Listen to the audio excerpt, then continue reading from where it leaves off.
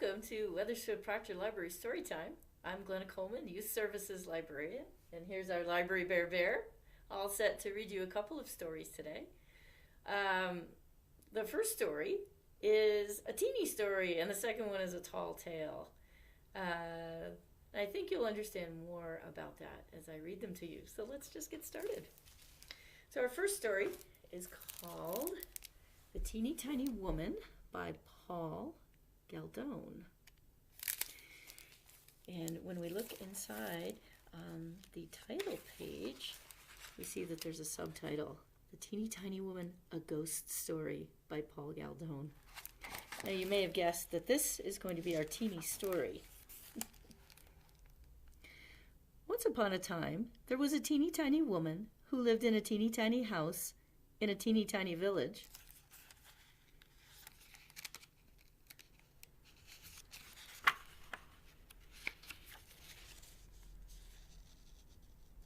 Sorry, I'm having a bit of problem with these pages. There we go.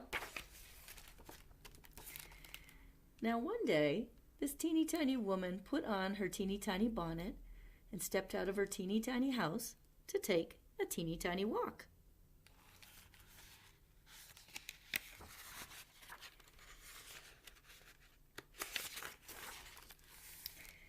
And when the teeny tiny woman had gone a teeny tiny way, she came to a teeny tiny gate.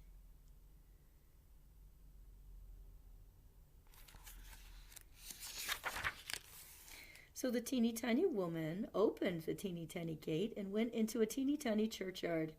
And when the teeny tiny woman had got into the middle of the teeny tiny churchyard,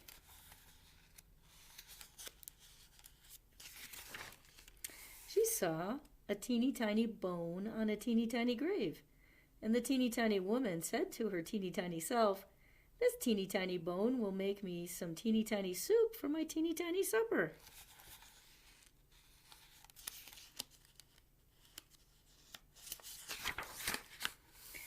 So the teeny tiny woman put the teeny tiny bone into her teeny tiny pocket and went home to her teeny tiny house.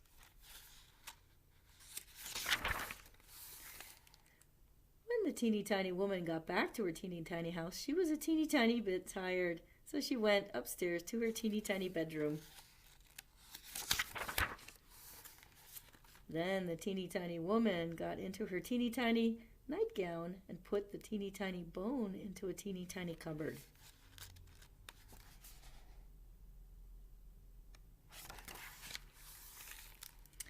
And then the teeny tiny woman climbed into her teeny tiny bed and went to sleep.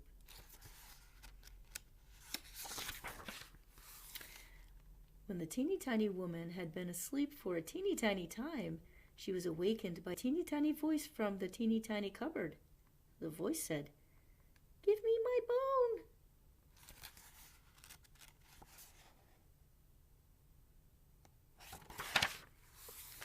The teeny tiny woman was a teeny tiny bit frightened, so she hid her teeny tiny head under her teeny tiny covers and went to sleep again. Oh, I've never found that ignoring things works very well for me. Let's see what happens for her. When the teeny tiny woman had been asleep again for a teeny tiny time, the teeny tiny voice from the teeny tiny cupboard said again, a teeny tiny bit louder, "Give me my bone."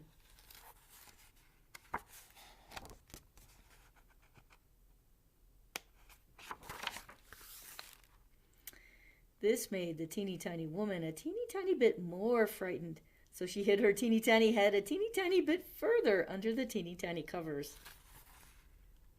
I bet you can guess what will happen.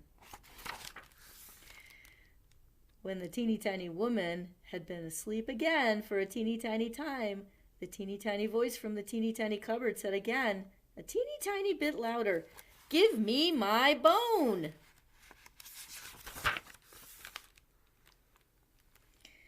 This made the teeny tiny woman a teeny tiny bit more frightened, so she stuck her teeny tiny head out of the teeny tiny covers and said in her biggest teeny tiny voice, "Take it."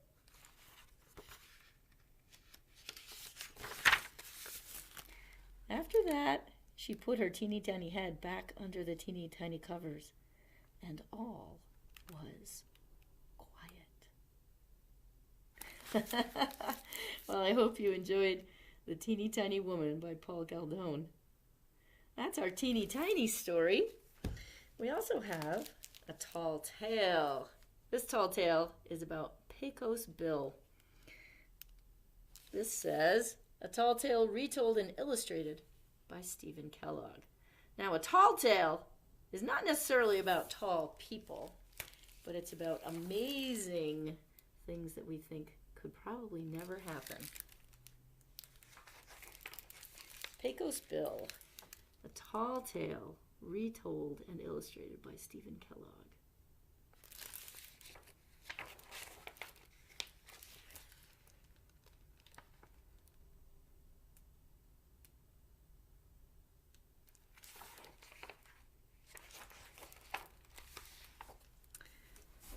Scoot around so I can read the words and see the pictures at the same time.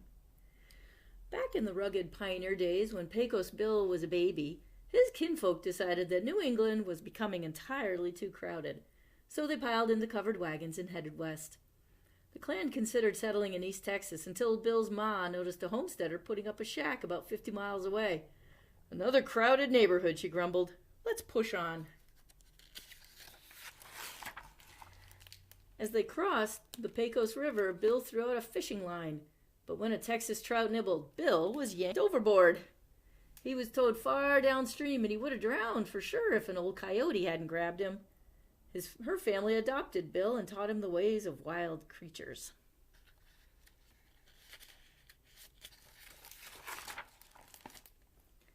By the time Bill had outgrown his breeches, he felt like a member of the pack.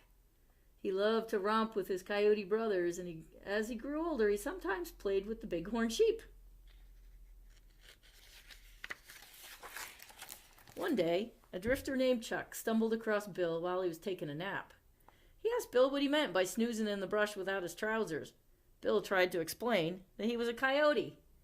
"Horse feathers," said Chuck. "You're a Texan just like me." Bill decided to give life as a Texan a try. He borrowed Chuck's extra clothes and peppered him with questions.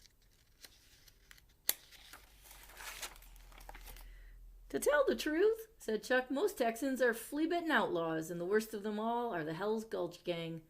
But even they would be okay if they'd become ranchers and herd the longhorns that wander hereabouts." Ranching sounded good to Bill, and he headed for Hell's Gulch, determined to recruit the gang. But Bill's plans were interrupted when he was ambushed by a giant rattlesnake. When Bill dodged the snake's fangs, it slapped its coils around him. The snake squeezed hard, but Bill squeezed harder, and he didn't let up until every drop of poison was out of that reptile, leaving it skinny as a rope and mild as a goldfish. Then, before Bill could catch his breath, he was tackled by a critter that was part grizzly, part puma, part gorilla, and part tarantula. They rustled up and down the canyon and licked up quite a dust storm before the monster finally became so dizzy it had to quit. No one had ever tangled with those two varmints and lived to tell the tale. So when Bill met up with the Hell's Gulch gang, they were thunderstruck. "Who's the boss of this outfit?" Bill asked. "I was," mumbled Gus Smith. "But now you is." Excuse me, his name is Gun Smith.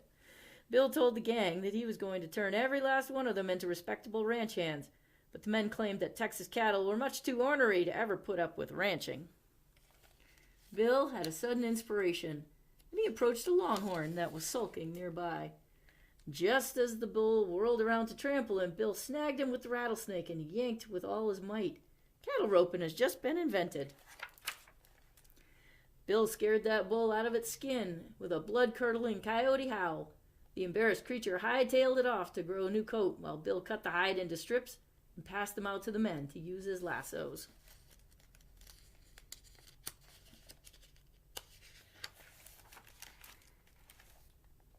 Then cowboys and cattle tangled in a rough-and-tumble hullabaloo that is remembered to this day as the first Western rodeo. When it ended, the gang declared they would be cowboys forever, and they promised to help Bill round up every steer in Texas. Bill needed a horse to ride in the big roundup. "Well," said Chuck, "there's a wild stallion in the mountains that some folks call Lightning. Others think the name Widowmaker suits him best. But no matter what you call him, he's the fastest, most beautiful horse in the world." Bill went off in search of Lightning. As soon as he saw him, Bill knew he'd found the horse for him. Bill chased Lightning north to the Arctic Circle and south to the bottom of the Grand Canyon. Finally, he cornered the stallion and jumped onto his back. Lightning exploded from the canyon, leaping and bucking across 3 states. Then Bill began to sing in the language he had learned from his coyote family. He sang of his admiration for the stallion's strength and promised him a lifetime of partnership and devotion. When Bill was done singing, he offered the horses freedom, but Lightning chose to follow him forever. With Pecos Bill and Lightning leading them, the cowboys whooped across the state of Texas, rounding up every last steer. But their high spirits were collapsed when they were faced with the job of driving that enormous herd back and forth between the summer and winter ranges. To silence their grumbling, Bill set up the Perpetual Motion Ranch on Pinnacle Peak, which was so high that the top remained in winter while spring and autumn turned into summer at the base. A team of prairie dogs helped build a fence off the mountain so the cattle could wander through the seasons unattended. Bill's plan worked fine, except that Pinnacle Peak was so steep the steers fell right off whenever there was a breeze. The men had to work harder than ever carrying the cattle back up the hill. Bill solved that problem by inventing steers with very short legs. Even in a windstorm, on one side of their bodies, even in a windstorm, these cattle could stand securely on the slope as long as they kept their short-legged sides uphill. Now, the men at Perpetual Motion Ranch had all kinds of free time, and Bill became known as the world's greatest cowboy. But the high point of Bill's life came when Slewfoot Sue passed by on the back of a catfish. Bill was instantly in love, and he hollered a proposal of marriage. Sue agreed on 2 conditions. First, Bill had to buy her a wedding dress with a bustle, and second, he had to let her ride Lightning to the ceremony. The first request was easy. Bill galloped to Dallas and brought back the fanciest bustle dress in the city. Sue's second request was not so simple. Although Slewfoot Sue was a first-rate rider, the moment her bustle touched the saddle, she was blasted skyward. Sue soared around the moon and began the long descent to Earth. She had landed squarely on her bustle, but quick as Bill was, he couldn't get to her before she bounced back into outer space. Time and time again, Sue hit the ground and rocketed back toward the stars.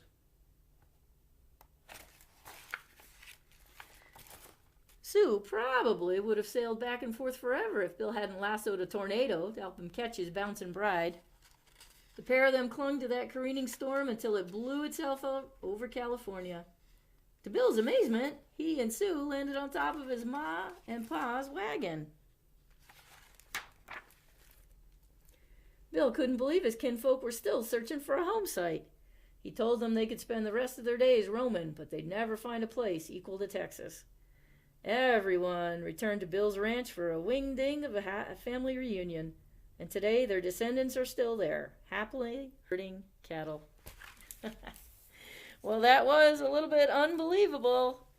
There's your tall tale, Pecos Bill, a tale retold and illustrated by Steven Kellogg.